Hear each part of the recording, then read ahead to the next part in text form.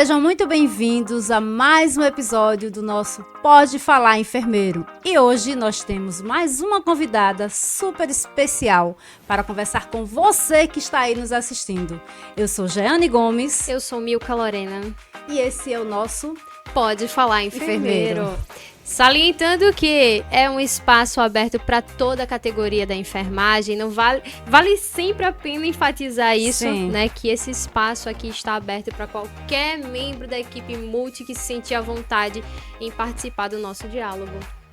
Todos vocês são sempre muito bem-vindos.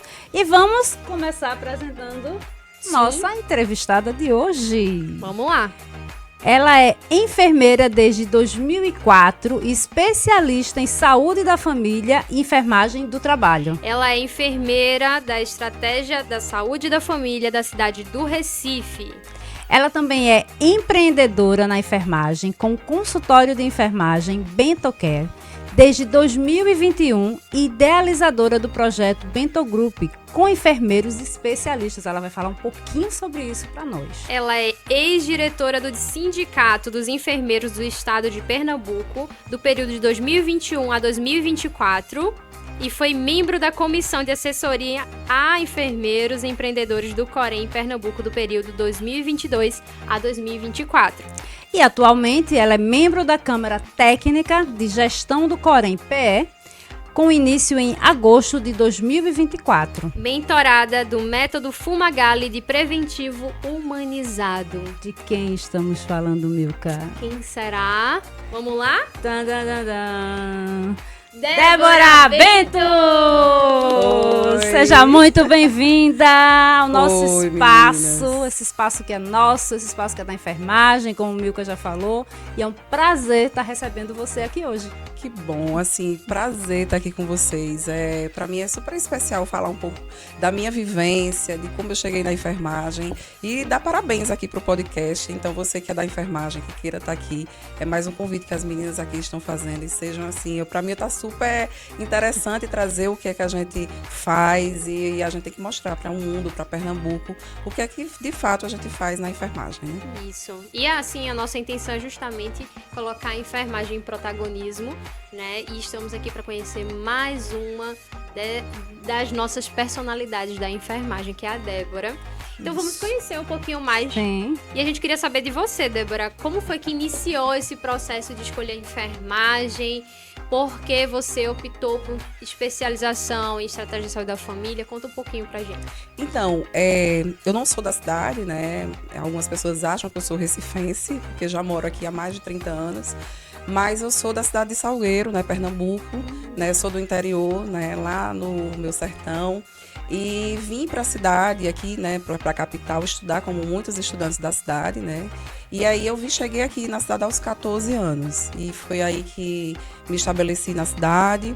E depois de um tempo, depois de muitos estudos, eu já via que tinha a veia para a saúde. E depois de muito tempo, meu pai sempre tinha aquele sonho de ter uma filha na área da saúde.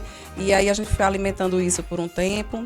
E aí fui estudando nessa área e foi quando eu escolhi a enfermagem para ser a minha profissão. E aí quando já fiz a primeira tentativa, não passei, na segunda já passei. E aí escolhi a UPE, né, como a faculdade, fiz a FENSG. E me encontrei na enfermagem. Como todo estudante, a gente sabe que tem alguns percalços, né? Eu tive, né? Então, pensei em desistir, né? Logo quando comecei. Naquele momento, eu tive que lidar com muitas coisas naquele processo de chegar na faculdade. Era muito estranho para mim.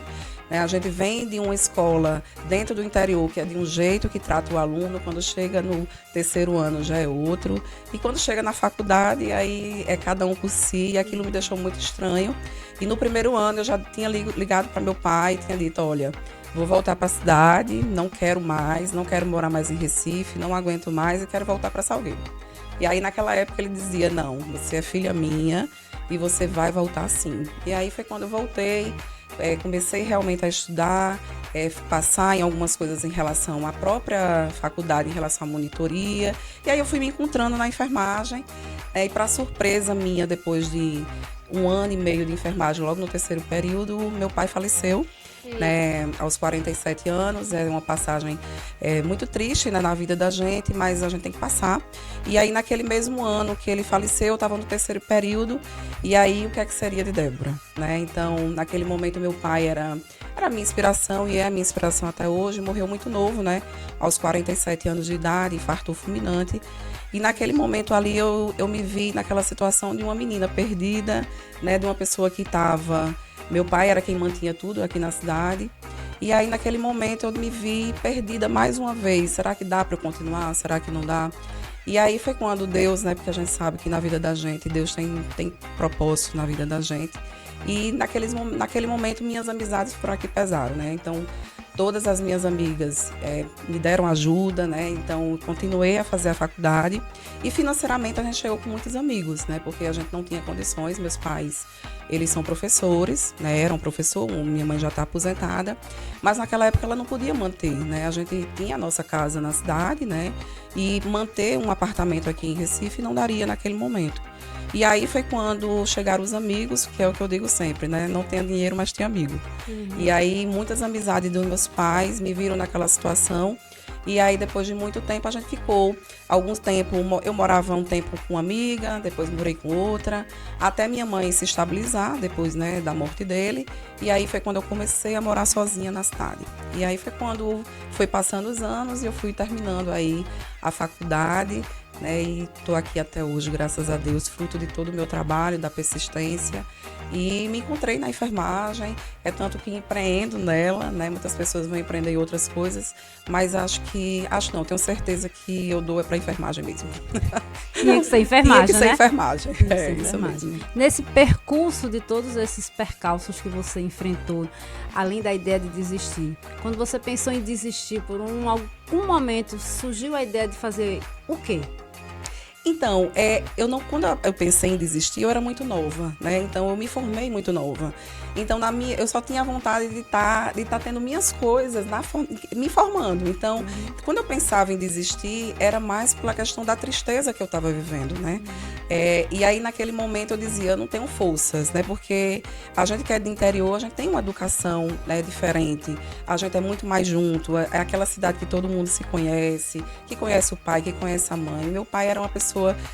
Eu era muito junto dele, então eu era aquela filha que ia fazer feira com ele, que eu ia fazer... Tudo era com ele. Então, naquele momento, a tristeza tomou conta de mim. E aí, naquele momento, eu não pensei em nada. Eu só queria voltar para ficar perto da minha família. Então, foi quando eu me lembrava muitas vezes quando ele dizia, minha filha, eu não tinha nada, né? Na minha época, eu não tinha nada. Eu tinha só os meus estudos e é o que eu posso deixar para você. E ele sempre dizia isso na nossa educação. E eu digo sempre assim, o que a gente tem que deixar para o filho é o estudo. E ele dizia sempre, então vá em frente, qualquer obstáculo você vai ter. Eu me lembro que quando eu chegava no profissional, que a gente tinha que lidar com sangue, com morto, né? E aí eu dizia, meu Deus, eu não vou conseguir, né? É cadáver, eu tenho medo, eu não gosto nem de ir para enterro, né? E ele dizia assim, você vai conseguir. Por que você não vai conseguir? Então, você é forte e vai passar por isso. Então, foi um processo realmente difícil, né? Que naquele momento eu me via, né, sem nenhuma visão. E eu digo sempre assim aos estudantes que estão aí vendo essa história. A gente vai ter problema, a gente vai ter momentos de tristeza, momentos de querer desistir. Mas eu digo para vocês, eu sou fruto da persistência, né? Então, minha mãe, e eu digo sempre assim, ela foi essencial nesse processo, porque ela foi pai e mãe de meninas adolescentes, né? A gente estava na adolescência, no final da adolescência. E lidar com uma perda dessa também não é fácil. Então, por isso que eu digo sempre assim, desistir nunca, persistir sempre. Perfeito. Então, foi muito interessante, né, ouvir, porque talvez muitas pessoas tenham se reconhecido na sua história, né? Foram muitas lutas para chegar, né, onde você chegou. Olhar para trás assim, dá até um sentimento de valeu a pena, né? Você está aqui hoje, né, falando um pouquinho do seu empreendimento, que inclusive é algo bem desafiador, que muitas pessoas desejam e não conseguem. Então já é uma grande vitória só o fato de você já ter se formado e alcançar o empreendedorismo também, que não é fácil, né? Se especializar também, são poucos, né, que muitas vezes chegam a essa oportunidade. E aí eu queria saber de você também, por que saúde da mulher, saúde da família, quem levou a ter esse sentimento de ir por esse caminho? Você já sabia o que queria na faculdade? Já sabia, né? Eu já me identificava no profissional quando eu fiz meu estágio, né, lá no Saúde da Família, inclusive no Distrito Sanitário 1 aqui da cidade. E eu já me identificava com aquela dinâmica, né, da família, de saber, né, a gente sabe tudo da família, né? Então, e ali eu fui me encantando e eu dizia, isso aqui é pra mim, né? Então, mas pra surpresa, quando eu me formei, meu primeiro emprego, naquela época era bem legal a gente se formar, a gente já tinha um emprego garantido, né? E aí, quando eu fui pra cidade, eu fui trabalhar, meu primeiro emprego foi em Petrolândia, também no interior aqui, né, de Pernambuco. E me instalei na cidade com o primeiro emprego dentro de um hospital grande da cidade. Então, não fui para a Saúde da Família, passei 1 ano nessa cidade. Foi ali que eu fui aprendendo a ser enfermeira, a ser líder de uma grande equipe. Passei por muitos percalços, né, que a gente passa, porque a enfermagem ela é formada para estar liderando, e aí, ao mesmo tempo, o primeiro emprego traz esse susto para a gente, né? Porque a gente precisa liderar uma equipe, né? É um desafio, porque imagina, eu com em torno de 21 para 22 anos, eu liderar equipes de pessoas muito mais velhas do que eu, né? Então, imagina uma equipe de mais de 50 técnicos. E aí eu cheguei com o meu jeito, com minha forma de liderar. E muitas vezes tive problemas, né, com pessoas. E aí é quando eu digo sempre, né? Para você escolher enfermagem, você precisa lidar com esses problemas, né? Porque é bem difícil, né? Então, depois de um tempo, depois de 1 ano, eu voltei à cidade e foi quando eu comecei a me especializar em saúde da família, já que eu já queria ser enfermeira da família. E depois de um tempo, fui chamada para ser gestora, né? Então, fiquei na gestão dentro do próprio distrito, do Distrito Sanitário 1 por algum tempo. E depois de uns anos passaram, eu passei no concurso da cidade. E aí foi quando eu realmente fui para onde eu queria. Trabalhar com a família, trabalhar com o pré-natal, trabalhar com a puericultura, trabalhar com toda essa área de saúde da citologia oncótica, que é quando a gente realmente faz o preventivo, que é o famoso Papa Nicolau. E aí foi quando eu me identifiquei de vez e aqui estou, né, fazendo o que me satisfaz mais.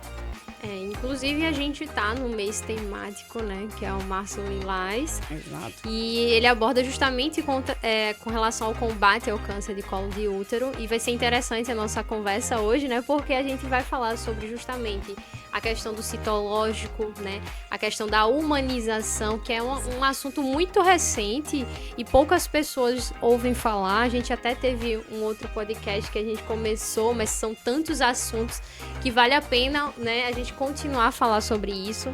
E eu já queria introduzir essa questão, né, sobre o câncer de colo de útero, nessa temática com relação aos desafios. Como você está na linha de frente, lá na ponta, né, na questão do PSF, quais são os principais desafios com relação às mulheres a procurarem fazer o exame? Então, os desafios que a gente enfrenta com as mulheres sempre é a questão do medo, né? Eu acho que o medo de fazer o exame, principalmente por doer, elas acham que dói, que vai incomodar, muitas vezes elas acham que vão sangrar, inclusive, por ter feito exames com pessoas que fazem isso, né? Então, por isso que quando a gente vai, eu sou mentorada do Fumagalli, né? No caso do método Fumagalli de preventivo, humanizado, por isso. Porque eu me via nessa situação de muitas mulheres dizendo assim, quando eu faço com você é diferente, eu não sinto dor, eu queria tanto que todo mundo fosse assim, eu queria tanto, porque as outras vezes que eu fiz, doeu tanto, a pessoa nem conversou comigo, nem sabia o que é que eu tinha, né? Então, eu já tive experiências nessa situação e aí muitas mulheres deixam de fazer esse exame por essa questão mesmo de insegurança, de medo, e a gente sempre diz que é importante, é um exame que salva vidas, a gente sabe que a gente tem que fazer isso de rotina, não pode deixar isso passar, porque de fato é onde a gente vê a questão de ter aí um câncer de colo de útero. Esse, no caso, seria o primeiro ponto, o primeiro fator de muitas mulheres não realizarem, né? Na minha experiência, sim. Muitas delas chegam dizendo, se eu soubesse que era tão bom fazer contigo, eu já tinha vindo, né? Então, muitas passam 2, 3, às vezes 5 anos, às vezes sem fazer, pelo trauma, muitas vezes, que vivenciou com outro profissional. Isso. Né? Fora as questões que a gente também observa, né? Questões de parceiros que muitas vezes não autorizam. Isso. Proíbem. Ainda tem isso. Então tem a questão do conceito antecipado, eu vou falar do preconceito com relação ao exame, por esses mitos de que realmente dói, incomoda, e aquela situação de desserviço que o pessoal faz na fila, né? Até comentei isso. Que muitas vezes uma mais antiga vem repassar a informação, aquelas que nunca fizeram, e acabam traumatizando. Tem o fator vergonha. A vergonha, porque elas acham mitos, que, né? por exemplo, nós que somos da saúde da família, como a gente conhece toda a dinâmica da família, elas acham que muitas pessoas podem estar dizendo como é que ela é para o agente de saúde, Isso, falar algumas situações que vivenciam alguns diagnósticos que a gente tem que falar para outra pessoa e aquela pessoa vai espalhar na comunidade. Então, elas têm esses receios também, sabe? Fora o medo também. A quebra. Eu já ouvi algumas falarem de medo do resultado. Exato. Tem muitas mulheres que dizem, mas por que você não vai fazer? Vou lá, né? Porque de repente tem uma coisa aí maior. Eu falo, não, É isso. É pra isso que o exame existe. É sobre isso, é igual o teste rápido de HIV, sífilis. Quem é que não tem medo? Gente. Né? Então, assim, quando a gente vai fazer, a gente tá ali, ó, o tempo todinho. Ai, meu Deus, será que vai dar positivo? Será que não dá? Do mesmo jeito, é o preventivo. Mas o nome já diz. É para prevenir doenças, né? Para prevenir justamente o que a gente tem mais de uma doença, gente, que não era para estar matando tanto, né? Porque é prevenível, né? A gente dá para fazer, né? Um exame simples, não dói. Então, dizer para as mulheres, gente, não dói. Exame preventivo não é para estar doendo, tá? Então, se você tá passando por esse processo de dor na hora do exame, procure o profissional certo. Me tira uma dúvida, você acha que exatamente por falta de esclarecimento, né? É uma coisa até meio contraditória, porque nos dias de hoje a gente tem tanta informação, né? A mídia traz tantas coisas e o acesso à informação tá meio assim, vou aqui pegar. Só que para outras pessoas não. Então, você também associaria todas essas situações à falta de informação, à falta de comunicação ou uma comunicação distorcida da questão do Papa Nicolau? Exatamente. A gente tem poucas informações ainda, por isso que a gente o tempo todo fica ali no Instagram falando sobre o exame, pedindo para ela vir fazer seu exame preventivo. Por isso, porque tem muita desinformação. A gente tem o Instagram, é uma vitrine, mas também é uma vitrine para muita desinformação.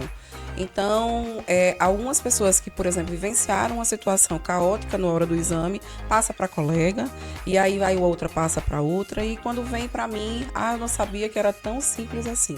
Né? Então, muitas delas acham que fez a primeira relação sexual, já tem que ir logo fazer o preventivo. Eu acho que a gente precisa esclarecer isso, não é assim, né? A gente precisa pelo menos ter 1 ano de relação sexual e a gente tem que entender que existe uma idade de rastreamento. Então, não é qualquer menina que tem que fazer o preventivo. Então, o rastreamento hoje, né, preconizado inclusive pelo Ministério da Saúde, é de 25 anos até 64 anos. E aí muitas pessoas perguntam, Débora, eu tenho 19 anos, então eu não posso? Aí vai depender de cada um, né? A gente vai ter que fazer um exame, a gente vai ter que fazer uma consulta com essa menina, saber a história pregressa dela, saber com quanto tempo, qual foi a idade que ela perdeu a virgindade, né? Pra gente saber o tempo que ela tem aí de relação sexual, porque a gente sabe que o grande precursor e o grande causador do câncer de colo de útero é o vírus do HPV. Isso. E ele tem um tempo de se apresentar. Então a gente não pode estar aí também fazendo preventivo em todas as idades para depois estar dando diagnósticos errados aí para essas meninas. Então, esse intervalo que hoje se preconiza de... Uma aluna vai me perguntar, professora, 4 anos para eu poder fazer isso, que não preciso fazer agora, só daqui a 2, 4 anos. Isso existe, né? A gente preconiza o rastreamento de 25 a 64 anos e no Ministério da Saúde, né, pelo protocolo deles, a cada 2 exames normais, você pode estar espaçando de 3 em 3 anos, tá? Então, isso é preconizado. Está mudando algumas coisas, né, em relação a isso. Está vindo novidades, né, em relação à questão do rastreamento, dessa questão do HPV. Então, vai estar saindo aí várias novidades. Já está saindo, inclusive, né, em relação ao HPV. A gente tem hoje, inclusive, os métodos convencionais, que a gente faz o preventivo, que é o da lâmina, né, e tem inclusive, do líquido, né, do meio líquido, né. Então, a gente tem em Recife, em algumas algumas unidades já chegaram, na minha, por exemplo, ainda não chegou, mas lá no consultório a gente já faz, inclusive, o preventivo em meio líquido, onde a gente, o que a gente sempre fala, que as células, elas ficam mais, a gente consegue ver melhor, inclusive, a parte escamosa, a gente não perde célula, né? Tanto a parte escamosa como a glandular. Ah, Débora, o que é isso, né? Muitas pessoas não sabem nem o que é isso, né? Então, é a parte externa do colo. Posso pegar aqui? Pode. Então, aqui, olha, gente, é um colo normal, né? Então, essa parte de fora a gente chama de ectocervice. E a parte de dentro, que é justamente onde a gente usa a escovinha, né? Que é essa daqui, ó. Que é onde a gente coloca aqui, a gente vai pegar a parte da endocérvice, que é a parte glandular, que é aqui onde a gente sabe, né, e os estudos mostram, que a gente tem o risco maior de ter o câncer de colo de útero, ou células pré-cancerígenas, tá? Isso. E então, essa técnica em meio líquido, basicamente, para o pessoal do senso comum, como funcionaria? Teria como certo. falar um pouco? Então, é a mesma coleta, né? Eu vou coletar do mesmo jeito, usando a espátula, né? Que é essa daqui, que a gente passa, não sei se dá pra ver direitinho, mas aqui, ó, a parte externa, né? Que a gente faz com a espátula, né? Eu não sou esquerda, por isso que... Tá estranho, né? Isso, e a gente vai fazer também a parte da glandular, que é justamente que bota a escovinha, faz o giro de 360 graus. Qual é a diferença? Eu não vou colocar numa lâmina, eu vou colocar dentro de um meio líquido próprio, dentro de um potinho, inclusive eu trouxe, depois eu posso mostrar ali no final pra vocês, né? Deve estar ali na minha bolsa. E aí, a gente manda pro laboratório, ele vai fazer a leitura normalmente como outro exame convencional. Ele vai como se fosse a lâmina, então ele vai substituir como se fosse, a exatamente. Lâmina, porque na lâmina a gente Só que aí eu não perco células. Lá na lâmina eu termino... Se você pode arrastar, né? Exato. Varrer. Porque, por exemplo, se a pessoa não tiver uma técnica adequada de colocar e acomodar essa célula na lâmina, eu já perco ali alguma célula. Se a pessoa, por exemplo, colocar na lâmina e ficar esfregando, eu já perco célula. Se você pegar a parte glandular, por exemplo, e você fazer uma acomodação e botar em cima da outra, eu já coloco uma acomodação da célula.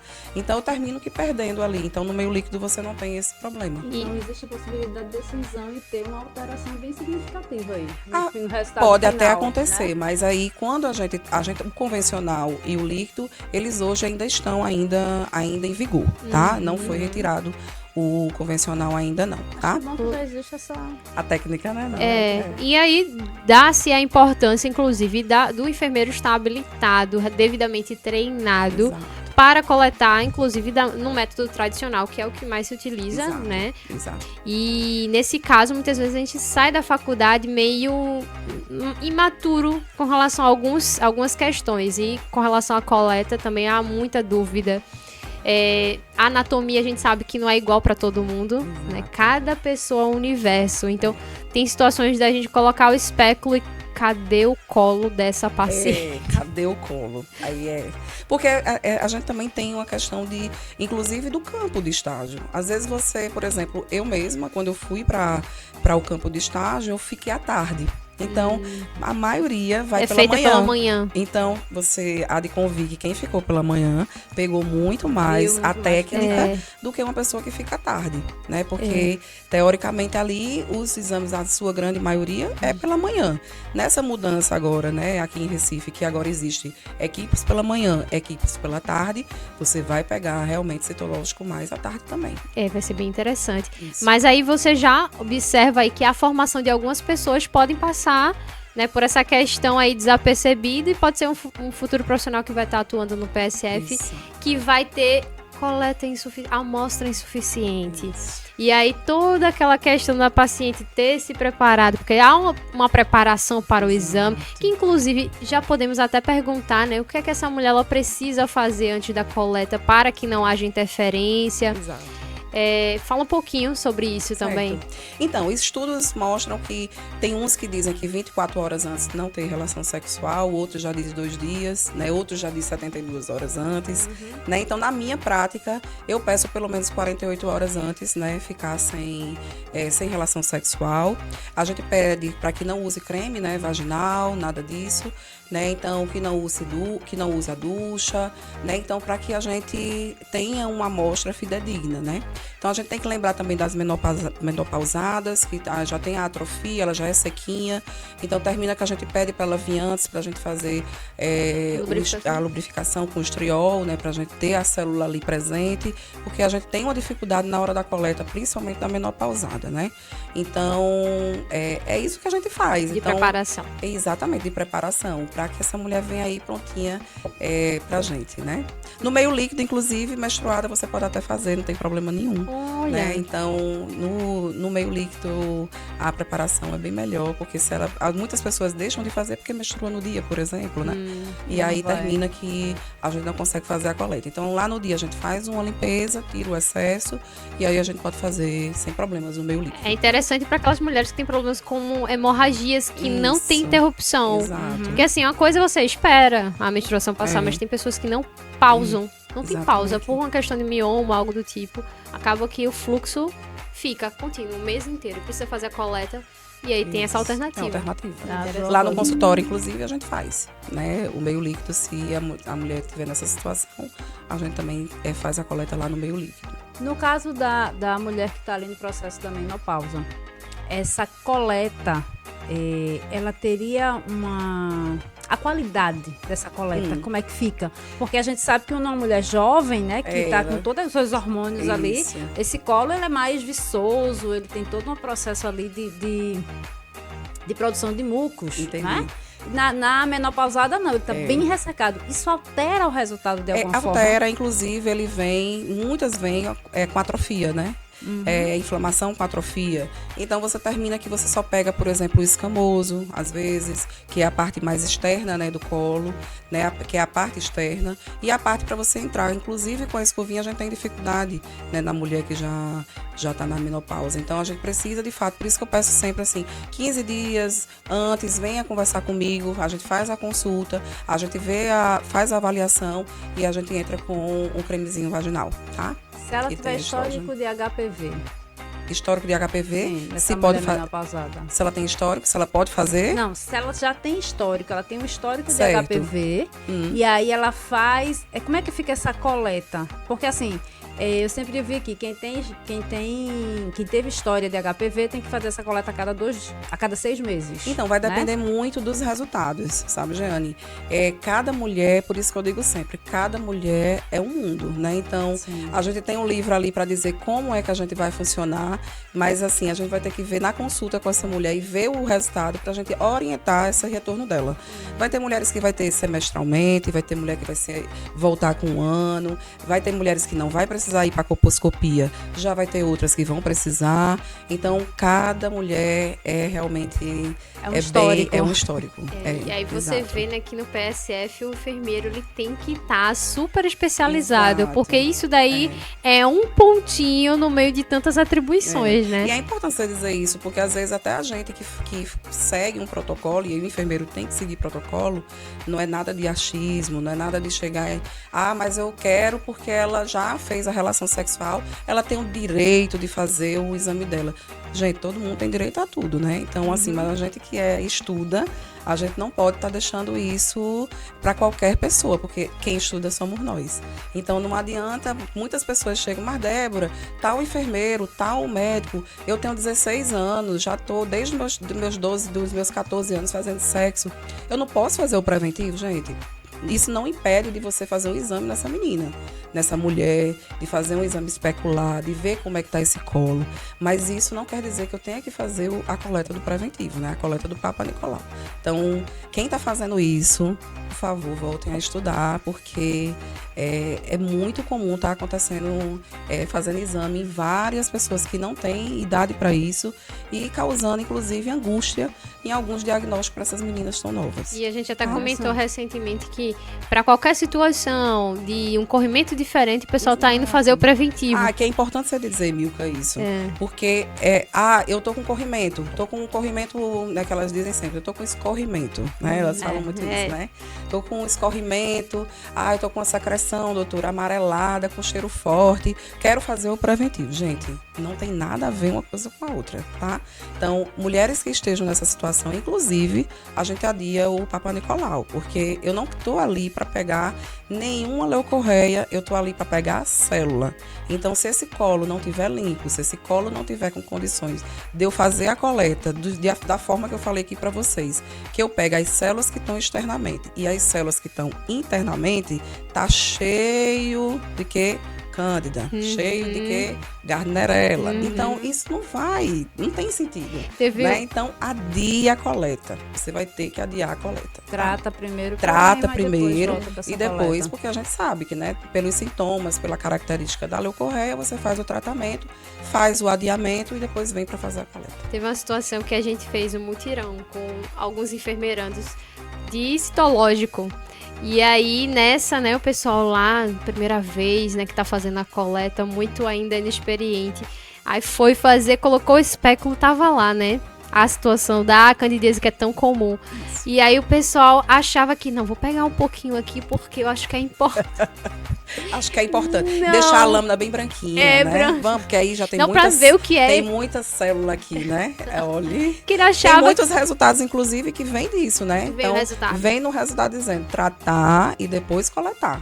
Isso. Então, você já sabe que ali você fez a coisa errada. O objetivo então, são as foi células. O objetivo. A importância do estudo. Exato. Débora, você trouxe um material aqui pra gente. Trouxe. Mostra um pouquinho desse material. Fala um pouquinho sobre ele. Aí tem diversos colos. Cá, né? Mostra pro pessoal, gente, pra eles entenderem um pouquinho. Assim, eu trabalho muito mostrando para o paciente, para nossa cliente, né? Então, como é que a gente coleta, porque elas também têm dúvida.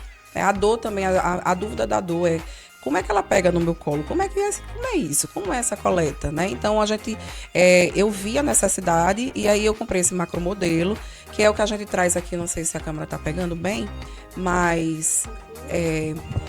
justamente a gente tem aqui alguns modelinhos com algumas características do colo. Então, a gente tem colo, por exemplo, como esse aqui, que é um colo de, por exemplo, de uma pessoa que nunca teve filho, é um colo, né, que a gente chama de um anulípero, ou seja, ela nunca engravidou. Então, você vê que não tem nenhuma manchinha, bem limpinho, né, bem rosado. E lembrar que a característica do colo, sempre que você tiver dúvida na hora da coleta, principalmente quem é estudante, é você ter a característica aqui da ponta do nosso nariz. Então, você encontrou, viu que o colo tá assim, nessa situação, e ele brilha, né? Na hora que a gente vai colocar ali o espéculo, você tá na dúvida, ou você vai caminhando ali para a leucorreia, para ver onde é que sai, é uma dica que a gente sempre dá, e na hora, quando você vê aquela coisa mais rosadinha, mais brilhosa, você tá ali encontrando o colo, tá? Então, a gente tem as características aqui, por exemplo, de uma ectopia, que aí muitas pessoas não sabem nem o que é, mas é aquela manchinha, a famosa manchinha no colo do útero, né? Que tem diversas... O pessoal chama de feridinha. De feridinha, né? E aí, muitas vezes dizem assim, ai, meu Deus, eu já estou com câncer. Não é assim, calma. Vai lá no consultório pra gente conversar, que não é toda ferida que a gente precisa estar se preocupando, porque existe que a famosa ectopia fisiológica, que não vai estar tendo grandes repercussões na vida da mulher, tá? E aí a gente tem, aí nesse colo aqui, que é quando a gente, de fato, vê um colo que a gente não consegue mais nem visualizar a cor dele, né? Então ele já tá aqui meio que já tomado, né? Com essas células aqui. Então, esse colo aqui a gente precisa, de fato, estar levando, inclusive, para colposcopia, para biópsia. E aí, de fato, é um colo que a gente diz que é uma característica de câncer, né? E a gente já encaminha essa mulher para ela não ser perdida aí no meio do caminho, né? Então a gente tem que ficar de olho para que ela não esqueça que ela tem que dar seguimento. Porque eu faço a coleta, mas o segmento pós não fica comigo, né? Fica com o ginecologista, né? Muitas vezes vai para processo cirúrgico, né? Então depois a gente fica só acompanhando a volta dessa mulher pra gente, né? Na área. Uma coisa interessante pra gente falar, porque pode ser que quem esteja assistindo não seja um profissional de enfermagem, Exato. seja uma pessoa do público que é um usuário do SUS. E aí, enfermeiro pode fazer citologia? Eita. Enfermeiro pode fazer colposcopia? Fala aí um pouquinho sobre quem é habilitado, quem não é. Será que o enfermeiro faz porque o médico não tá? Ou porque realmente ele pode? Então, gente, isso é super importante, Milka, você ter falado, porque muitas pessoas, inclusive, ficam na dúvida, assim, Débora, tu tem consultório? Né? As pessoas, a primeira coisa que pergunta é, nem sabia que enfermeiro podia ter consultório, né? Então, realmente, minha gente, é uma coisa, assim, teoricamente nova, né? Porque a gente foi autorizado desde a lei do 518 de 2018 pelo nosso, né, COFEM, e aí a gente tem a liberdade de abrir nossos consultórios. E para as pessoas que estão assistindo, que não são enfermeiros, né? Precisa entender que a vida toda, dentro do Saúde da Família, nunca foi médico coletando, né? sempre foi enfermeiro. Isso. Então, o olhar desse profissional, ele realmente, não tem dúvida que ele realmente é o profissional mais assertivo para ver um possível câncer de colo de útero ou qualquer que seja a doença do colo, né? Então, eu vendo tudo isso, eu precisava trazer isso para o particular, né, para o privado, e é por isso que eu me especializei e estou dentro lá do consultório, né? Não sei, vocês sabem que eu atuo lá no Rio Mar, né, na Torre 4, e também estou na Madalena, também para quem tem aí, quem não tem plano, né? Muitas pessoas hoje perderam seus planos, e aí a gente dá a oportunidade aí para essa mulher vir ser vista por nós. Sobre a citologia, então, o enfermeiro Isso. é habilitado. E habilitado. E a colposcopia a gente não é habilitado, tá, gente? Então, Débora, e tem que fazer citologia com colposcopia? Essa sempre é a dúvida. Às vezes muitas pessoas não fazem a citologia porque querem fazer as duas juntas. Gente, não precisa. Colposcopia não é exame de rotina, né? Então, colposcopia é um exame mais apurado, né? Que quando dá alteração na citologia é que a gente vai encaminhar para a colposcopia, e aí o ginecologista, ele é o profissional habilitado e ele vai dizer se esse colo precisa ou não de biópsia, precisa ou não de tratamento, né? Então, é ele que vai realmente dar o segmento. Então, dizer para vocês que essa história de fazer citologia com colposcopia, vocês só estão gastando dinheiro a mais, né? Mas o que é importante mesmo é o Papa Nicolau. E aí ele já vai dando, ali esse resultado, ele já fala de muita coisa. Exato. Né? Quando essa mulher coleta esse material, Exato. é isso que as pessoas precisam entender. Exatamente. Né? Exatamente. É importantíssimo trazer esse esclarecimento, porque realmente muita gente não vai fazendo posto de saúde. Isso. Ah, não vou não, porque é incompleto. Não incompleto. serve, não é seguro. É sobre isso. Né? É incompleto. É isso que a gente escuta. Então eu preciso fazer a citologia mais a colposcopia. Não. Exato. Não, exatamente. Não até certo ponto. Houve a necessidade, você vai fazer. Agora, lógico que quando a gente for ver essa mulher que realmente precisa de segmento de colposcopia, a gente vai mandar para o profissional. Sim. E a gente tem que ter a ideia, a gente que é enfermeiro, que a gente não resolve tudo. E tá tudo certo, como o médico também não resolve tudo. Por isso que existem as especialidades, né, na medicina. É um conjunto, né? Existe. E como existem também as especialidades na enfermagem. Né? Isso, Exatamente. todos se complementam para um funcionamento adequado, né? E o câncer de colo de útero, a gente sabe que é um câncer que tem uma progressão lenta, né? Exato. E cerca de 10 anos ele demora para se desenvolver? É ou porque teve alguma atualização? normalmente o precursor é o HPV, né? Sim. Então o HPV ele demora esse tempo, né? Os estudos já mostram que de 7 a 10 anos a gente tem aí a progressão do HPV para virar inclusive um câncer. Então por isso que a gente sempre fala qual é a pressa de eu fazer numa menina de 16 anos que transou pela primeira vez aos 14. Entende? Por isso que o Ministério da Saúde, ele trabalha com estudos. Então, os estudos mostram que se tiver, são coisas raras. E que mesmo que tenha, tem tratamento, ela vindo na idade certa, a gente vai pegar essa menina, né? Agora, eu não estou dizendo aqui, Débora, eu abandono essa adolescente, ela não precisa mais vir para mim. Não estou dizendo isso. Você vai sim fazer sua consulta ginecológica de enfermagem, vai fazer o exame especular, vai ver esse colo. Se esse colo estiver saudável, eu não tenho por que expor essa menina a fazer o citológico, tá? Uma pergunta que me veio aqui agora, né? A gente sabe que o HPV é uma doença sexualmente transmissível. Exato. Né? As pessoas precisam ter uma relação desprotegida para que ocorra a contaminação. E o parceiro? Esse é o nosso nome. Né? É o parceiro. E o parceiro, porque ele é um agente transmissor. Isso. Né? A gente fala da mulher, a mulher tá ali, então temos todo um protocolo, um processo de assistência, mas e esse parceiro? Então, que a gente já tem tanta situação difícil aí. É bem difícil, eu digo pra vocês assim, a gente que trabalha no saúde da família, o homem em si é muito difícil chegar pra gente. Ele quando vem, ele já tá praticamente já doente mesmo, ele já não tá conseguindo, mas muitas vezes tá com uma dor que não consegue mais trabalhar, né? Tá com uma tosse, e aí a gente vê tá com tuberculose. Então, o homem que chega pra gente é nessa situação. Então, por isso que a gente sabe que as vacinas foram feitas para isso, pra gente pegar o quê? A criança, né? O menino, né? Pra proteger, né? Esse menino, para quando ele começar a relação sexual, ele tá livre ali dos principais, né? Porque a nossa vacina não protege para todos os subtipos, né? São muitos, mas pelo menos os oncogênicos, né? Os principais, né? A gente precisa aí proteger essas nossas crianças. E, inclusive, vale... Não, e tem mãe que ainda diz assim, não vou vacinar, a gente falou... meu filho só não vai, né, não precisa disso, a vacina não protege, porque ainda tem essa história da vacina, né, de não acreditar, São né? tantas camadas aí, né? Pra gente entrar... Tem muita coisa, mas só falando do câncer, né, é importante lembrar para a sociedade que esse HPV, ele tanto vai causar esse câncer aí, é o principal causador do câncer do colo do útero, mas ele também causa ali a lesão no pênis. Lesões. Né? Que muitas vezes as condilomas, né? Os condilomas, exatamente, que é como se fossem umas cristinhas de galo, que muitas vezes fica ali. Se um homem ou uma mulher, eu sempre peço para a minha paciente sempre olhar o pênis desse parceiro, porque a mulher sempre é mais cuidadosa nisso. Então, viu algo diferente, procura a gente. A gente teve vários casos que chegou para mim, veio pro preventivo, né, como uma consulta normal, e ela diz assim, Débora, eu tô aqui com esse carocinho, não sei o que é, nasceu há um mês, não sei o que é. E aí, quando a gente tira, tá lá, o HPV, o condiloma instalado, e aí a gente tem que encaminhar para fazer o ácido, né, para retirar esse condiloma. Então, é importante que esse homem também se previna, que procure ajuda. Lembrando que muitas vezes as mulheres acham que pegam com um homem, né, recente, né? Mas às vezes essa mulher ela já tem tido contato com o vírus com o parceiro passado. Isso. Então, às vezes elas chegam assim, eu paguei com esse rapaz que eu tô agora, vou matar ele, gente. Tenham cuidado, porque às vezes você nem pegou com ele. Então, vamos ver a história. E muitas vezes a história é de uma mulher que basicamente não tem nenhum parceiro, ele é o parceiro único, aí não tem o que discutir. Não tem como não dizer que não foi ele, né? Discutir. E aí eu não me meto nisso, porque aí a vida do casal é dele, né? É deles, eles precisam conversar sobre isso. Verdade.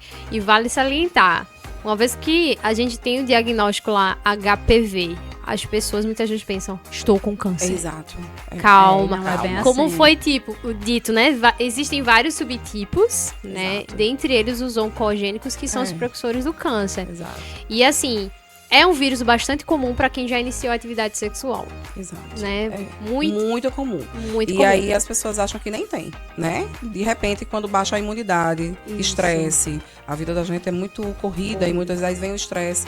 É igual, sabe, que eu digo sempre, a uma herpes. Você tá lá, ela quietinha, você se estressou, abre ali a vesículazinha ali na sua boca ou até no próprio órgão genital. Então, não tem muito o que a gente fazer. Então, existe, inclusive, quando aparece isso, inclusive já aparece, inclusive na citologia, a gente pede para essa usuária saber qual é o subtipo, né? Então, a gente encaminha para fazer a captura híbrida, né, do HPV, para a gente saber qual o subtipo.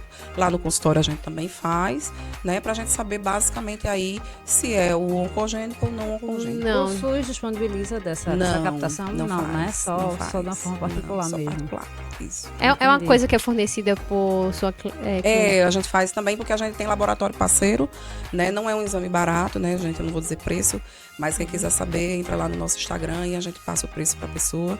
Mas não é um exame barato como é o citológico, né? Que é baratinho, por isso que eu digo sempre, procurem ajuda em relação a isso. O Papa Nicolau é acessível, todas as unidades de saúde da família têm, então não tem porquê deixar de fazer um exame tão barato que pode aí ajudar várias mulheres a não ter o câncer, né?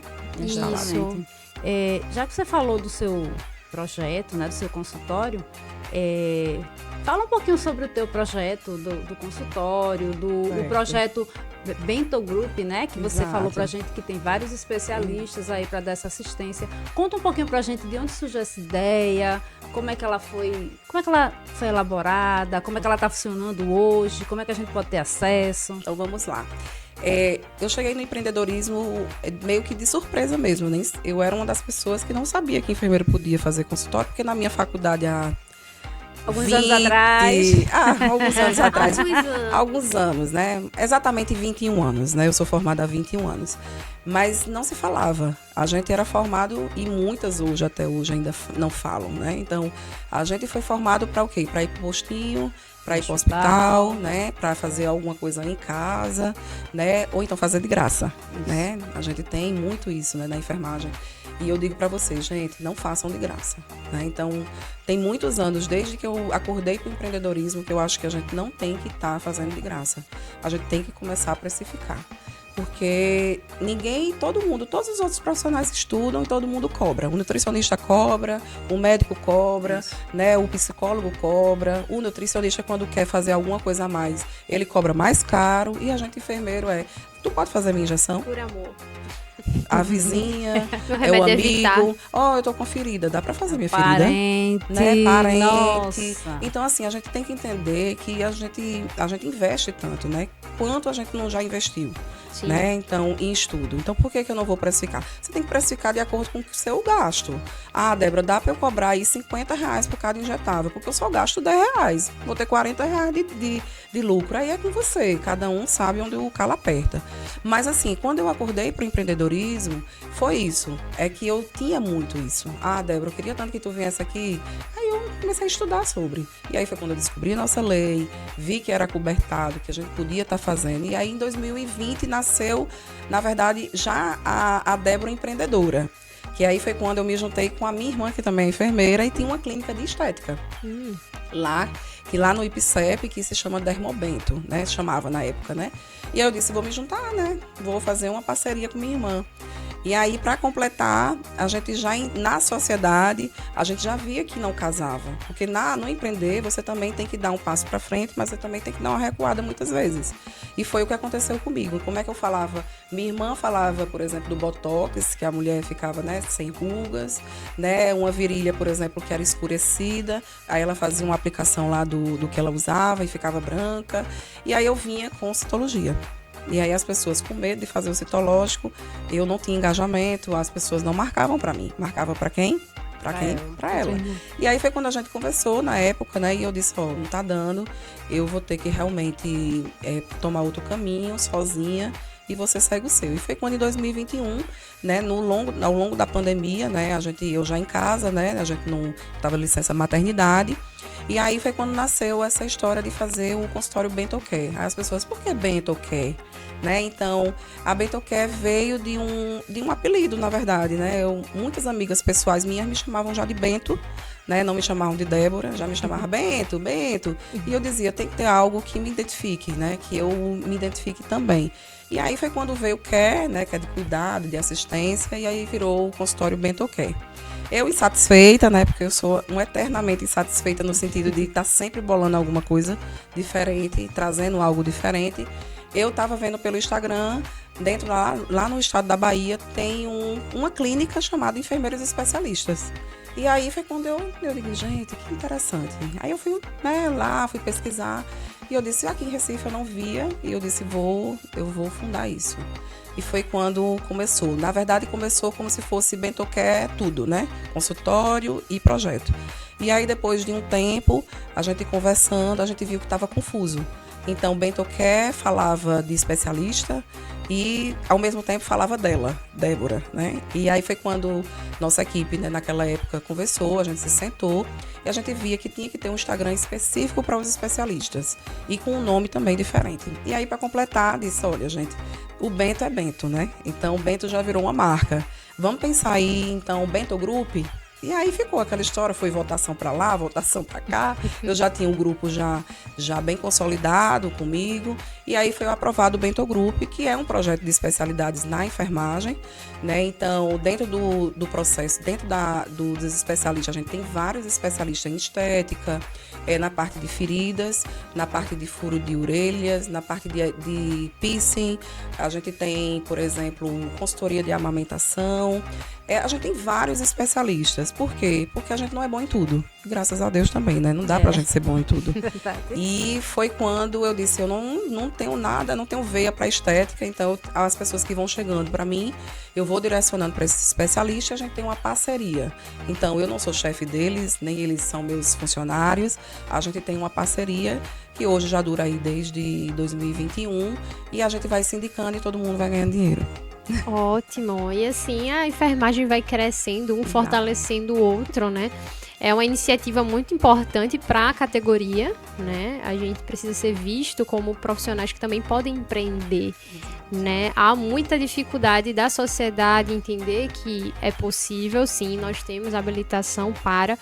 E existe muito desconhecimento por parte dos profissionais, porque a gente não tem isso na formação da gente acadêmica. Na faculdade a gente não aprende a ser empreendedor. Né? A gente então, é treinado para assistência. Exato. Ou para o posto de saúde. Exatamente. Isso me incomodava. E aí começou a me incomodar o ponto de eu começar a estudar isso. E aí é importante assim, Débora, eu vou empreender amanhã. Não, não é assim.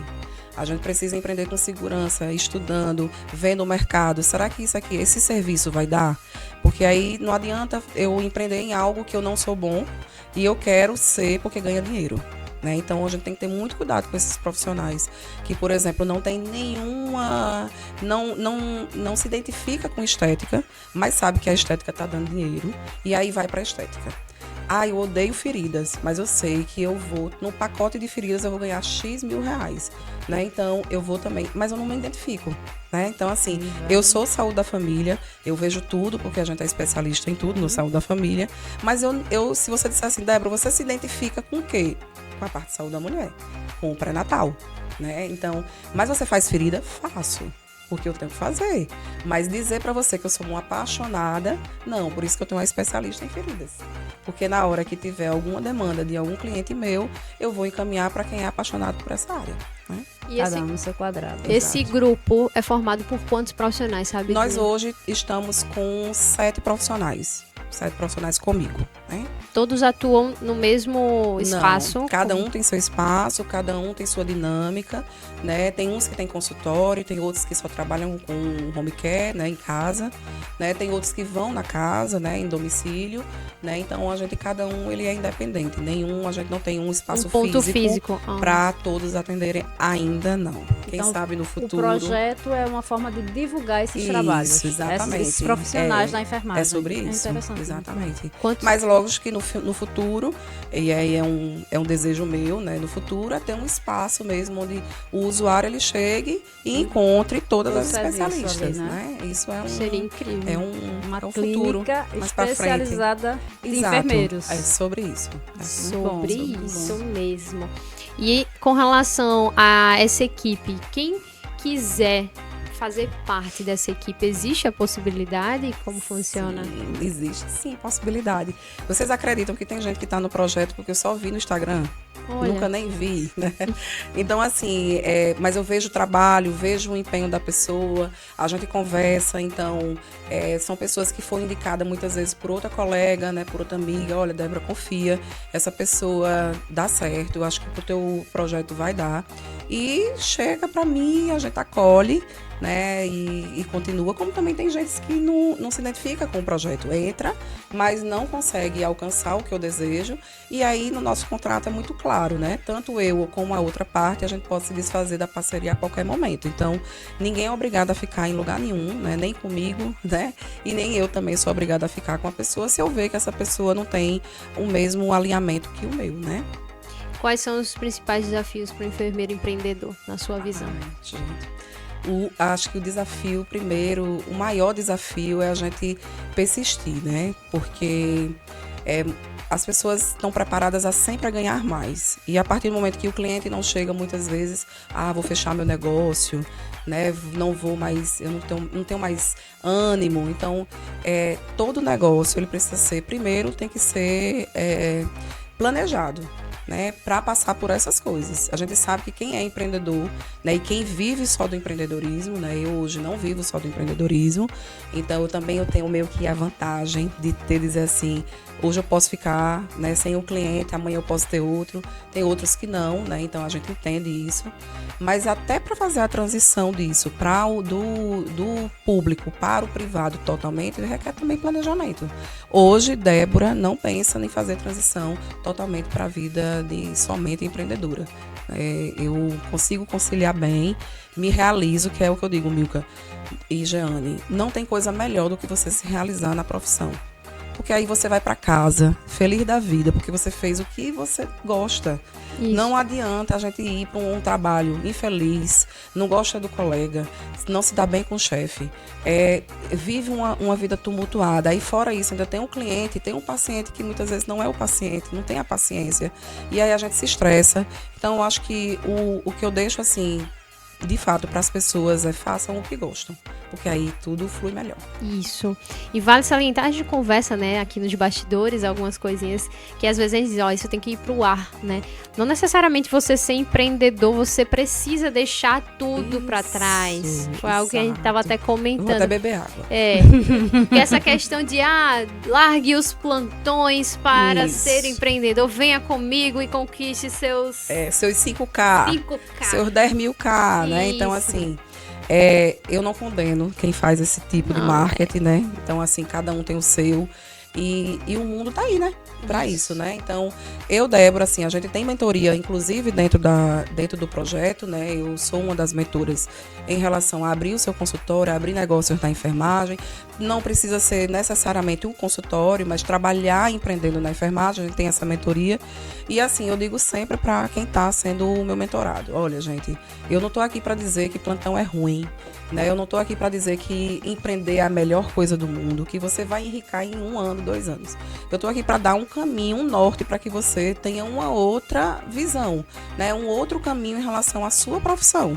Se você vai acumular, se você vai deixar, isso vai da pessoa. Eu acho que vai de acordo com o perfil daquela pessoa. Hoje eu consigo conciliar muito bem, né? Lógico que a gente não tem um tempo, né? Maravilhosamente bem. Eu não paro em minha casa muitas vezes. Não consigo sair com meus filhos muitas vezes. Por quê? Porque às vezes eu estou de plantão, muitas vezes eu estou no consultório. A maioria das vezes eu estou todos os dias dentro do Saúde da Família aqui em Recife. Então termina que o tempo da gente é um pouquinho mais apertado, mas quem se organiza no tempo tem tempo para tudo. É isso? Isso, exatamente. E entender, né, que assim, a gente tá falando aqui do empreendedorismo, muitas vezes você vê o perfil da pessoa lá, maravilhosa, empreendimento, sucesso, mas assim, o empreendedor também tem seus momentos de chorar, seus momentos, né, de altos e baixos, né? Não quer dizer que o empreendedorismo é só flores, inclusive na rosa nós temos os espinhos, e muitas vezes a gente tá ali camuflando algumas situações, né, para dizer, olha, dá certo, é difícil, empreender não é fácil, e só quem persiste consegue alcançar o sucesso. Muitas vezes a gente perde para ganhar, como a gente falou, é um jogo de xadrez, às vezes você perde uma peça importante ali, mas para lá na frente você dá um checkmate. Então a gente tem que entender que empreender é um desafio, mas fazer o que você gosta muitas vezes não tem preço, né? Sua saúde mental muitas vezes está em jogo, você está insatisfeito. Exato. Então, o que é que está lhe satisfazendo? Você tem condições, você está se especializando, pode correr atrás, sabendo que vão existir esses desafios, né? Exatamente. Altos e baixos. O empreender, eu acho que a gente está num momento em que se fala muito no empreendedorismo e na enfermagem empreendedora. Então, eu vejo isso como mais uma oportunidade. Exato. Mais um caminho que te traz a possibilidade de abrir, né, esse leque, exatamente. Enxergar, eu tô aqui no hospital, mas eu só tô aqui, como é que eu faço para melhorar isso aqui, exato, sem sair disso aqui? E se eu quiser sair, tá tudo bem. Tá tudo bem. Mas o empreender é entender que eu posso resolver outros problemas fora da ótica hospitalar que aqui a faculdade nos passa. E outra coisa importante que a gente tem que ter em mente, assim, não adianta eu empreender, fazer um negócio e não ganhar dinheiro dele. Eu não fiz nada. Então, por isso que eu digo sempre, cair no Pix na conta, tá tudo bem, fazendo com que você gosta, também tá tudo bem. Juntando, né? Juntando satisfação. tudo. Então, por exemplo, se eu sou empreendedora de extra, se eu sou uma empreendedora no plantão, eu tô ali ganhando pelo colega, né? Eu tô vendendo minha hora, ela tá empreendendo. Então, assim, por isso que eu digo que é muito tranquilo isso pra mim, né? Então, outra coisa importante no empreendedorismo é saber que muitas pessoas não estão na mesma vibe sua. E tá tudo bem também, né? Isso. Então, a gente tem que estar muito certo de quem é você, né? Da sua essência, né? Porque dentro do empreendedorismo a gente tem, de fato, algumas situações que chateiam, que deixam você desmotivado. Já tive momentos desmotivadores e eu acho que todo empreendedor tem por isso.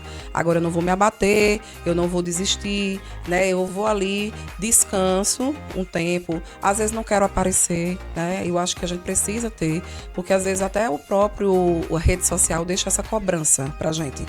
Débora, tem que aparecer, tem que falar nos stories, tem que fazer feed, tem que Gente, tem. Não tem que tem, né? A gente precisa ter uma constância, mas não precisa. No dia que eu não estiver bem para aparecer nos stories, tá tudo certo, né? Eu brinco sempre com algumas amigas, né? Tem dia que eu tô com meus branquinhos aparecendo, né? Eu não sei nem se tá aparecendo agora. Mas assim, e se eu não quiser aparecer, tá tudo bem. E se eu aparecer com meus cabelos brancos, são meus, né? Isso. Então, eu apareço quando eu quero, né? Quando eu vejo que é importante. E tá tudo bem também se a pessoa não gostar da minha fala, se a pessoa achar que eu tô falando algo que não tá bom para ela, né? Então, a gente tem que ter muita tranquilidade nisso, de saber quem é você, para também não entrar numa situação aí de que a rede social adoece e está adoecendo muitas pessoas. Muito. E na questão do empreender, a fala que você trouxe, tá tudo bem se nesse momento eu não tô bem ali no empreender, mas tá tudo bem também se eu resolver desistir. Isso. Vou mudar a rota. Muda a Entrei rota. aqui na citologia saúde da mulher, mas não, peraí. Muda a minha a rota. identificação nessa não é sobre isso, curativo, então muda a rota. Tá tudo Isso. certo. O importante é Você estar viu que feliz. no começo eu tive que mudar, né? Eu tive que mudar. Isso. Eu desisti? Não desisti. Mas eu vi que ali, estética e a parte minha da citologia não estavam casando. Né? Parei, me organizei e disse, pronto, agora vai ser por aqui que eu vou. E estou aqui até hoje, passei pelo risco dos primeiros 3 anos, né? Que os grandes negócios se fecham, né? E aí ainda estou aí passando pelos primeiros 7 anos, né? Porque todo mundo, né? Os estudos aí estão mostrando que muitos negócios fecham antes dos 7, né? E aí tô caminhando, fazendo aí o meu, sem derrubar ninguém, sem estar querendo ser outra pessoa, sendo eu mesma. E as pessoas aí me procurando para se cuidarem, né? Que é o mais importante, né? Boa. Eu digo sempre, e aí Letícia Fumagalli, ela teve aqui, sabe que a gente que é mentorada dela, a gente só quer o bem da cliente, né? A gente quer que ela se sinta bem, acolhida, com um preventivo de fato humanizado, que é de uma forma que não chega lá, a cliente chega, não dá nem para conversar, já bota numa mesa ginecológica, já coloca o espéculo, muitas vezes o espéculo nem é do tamanho da mulher, porque você não fez nenhuma avaliação nela, e assim, a gente preza por isso, é um exame que salva vida, e nós estamos aqui no Márcio Lilás falando isso, e eu quero que cada mulher que assiste esse podcast tenha essa consciência de se cuidarem. Vamos parar, muitas vezes, de investir em algo que não vai te trazer, né? Vai te trazer alegria, muitas vezes, quando a gente diz assim, vamos para aqueles famosos carnavais fora de época, eu também curto bastante, e a gente gasta horrores, muitas vezes ali, e muitas vezes você fica sem poder gastar um pouquinho a mais numa consulta ginecológica de enfermagem, num exame bem feito, bem acolhido, né? Então, esse é o recado, assim, que eu deixo para cada mulher que assistir esse podcast. Que maravilha. Muito bom. E assim, o papo foi muito bom. Que a gente não Nem percebeu sentiu a hora, né? o tempo passar. E assim, a gente quer agradecer a você mais uma vez, Débora. Agora com um mimo, né? Que todo convidado que passa por aqui... Eita. Sair daqui sem esse Exatamente. É o nosso É o mimo. ponto aqui de lembrança pra você quando... Pra deixar registrado que você Claro. passou aqui no Pode Falar Enfermeiro. Quando você tomar seu chá aqui, Amei. chocolate. Eu até já... Eita aqui. Eu até já sei, porque eu acompanho, Olha né? aí. Vejo todos os pods, né? Então, assim, já sei mais ou menos aqui Que se como trata, vai né? ser. Todo Vamos convidado lá. aqui pra não esquecer desse momento. Perfeito. Eita, e agora tá... tem uma Atualizada. diferença. Tem uma Você é a diferença. versão 2025. Peraí, eu vou tirar a foto com uma e com a outra, tá? Olha aí, tá vendo? Aqui. Aqui, Aqui? ó. Pronto. E aí, vocês nunca acompanharam ao vivo, né? Esse processo da foto, estão vendo pela Tão primeira vendo agora. vez. Essa foto tradicional da Isso, capa do gente, vídeo. perfeito, viu? Essa eu não tinha visto ainda. Pronto. Essa Então, é 2.0. Essa é a nova. Essa? Perfeito, Eu acho que- gente, amei. A gente começou agora em janeiro, não foi? Com Foi. ela, fevereiro, Foi. mais ou menos por aí, Linda, Foi em hein? janeiro Muito mesmo, massa. isso aí. viu? Eu queria só que, Perfeito. antes da gente encerrar, se você fizesse o convite, né? Ah, tá, pessoal certo, que tá vamos lá. assistindo. Então, gente, prazer, né, mais uma vez. Foi muito bom. A gente nem viu a hora passar, nem sei que horas são. Mas foi um prazer para falar um pouco da minha vivência na enfermagem. E é nela que eu trago um convite aqui para todos os enfermeiros, todos os estudantes, né? Nós vamos estar fazendo aqui um evento no dia 5 de abril, aqui em Recife, presencial, sobre pré-natal de alto risco, tá? Com a doutora Moniza Corrêa, que é uma enfermeira especialista nessa área. Ela vem de Alagoas, né, Arapiraca. E vai ter a Micheline também, que também é uma especialista em saúde da mulher. E a gente vai estar abordando aí a primeira consulta de pré-natal. Eu vou estar como palestrante também falando sobre vulvovaginite na gestação. Então é um evento bem completo, um evento que eu nunca nem vejo aqui, a gente está fazendo, tá? Então as pessoas que estejam interessadas, eu vou deixar aqui inclusive o link, e aí depois vocês podem estar acessando lá com a gente. E vai ser um prazer, vai ser lá na BEM, prestigiando nossa Associação Brasileira, que está com um auditório maravilhoso. Então eu espero vocês por lá. Muito obrigada. Então não esqueçam, viu? Dia 5 de abril. Dia sábado, o dia todo. Para fazer a inscrição tem um link. Tem um link no Simpla, tá? Aí você já sai direto, já vê a programação direitinho. E lá você já faz o pagamento por Pix, por cartão, boleto, você que escolhe. Enfermeiros, estudantes também podem. Estudantes, a gente tem médico na turma já, né? Então, assim, os médicos também é profissional de saúde que atue nessa área ou que queira atuar com a gestante. Vagas limitadas. Sim, com certeza, porque o auditório só cabe até 50 pessoas, gente. Compartilha, tá? E a gente tá naquela situação de que a gente ainda tá no primeiro lote e tá com 50% de desconto. Então, a gente vai estar essa semana, provavelmente já deve estar fechando o primeiro lote, então vai comprar um pouquinho mais caro aquelas pessoas que não aproveitarem. Se você deixar pro último momento. Isso. Pode ser que não encontre a vaga, né? E nem vai encontrar a vaga e não vai ter mais vai desconto. encontrar mais caro. Exatamente. Débora, foi um prazer imenso lhe receber aqui. Você que está aí do outro lado vai sair desse podcast, deste encontro aqui, com inúmeras informações, com certeza, sobre a saúde da mulher. Então não perde, divulga para aquela colega lá que está sem saber entender direito como é que funciona o processo do exame preventivo, né? E seja muito bem-vinda. Né? Sempre que precisar, as portas estão abertas. A gente saiu com gostinho de quero mais, mas quem sabe futuramente estaremos com ela novamente aqui, hein? Vamos lá, eu estou pronta. Meu nome é Pronta. Então, pessoal, muito obrigada pela sua audiência. Esperamos vocês nos próximos episódios e beijo. Tchau, tchau. Tchau, gente.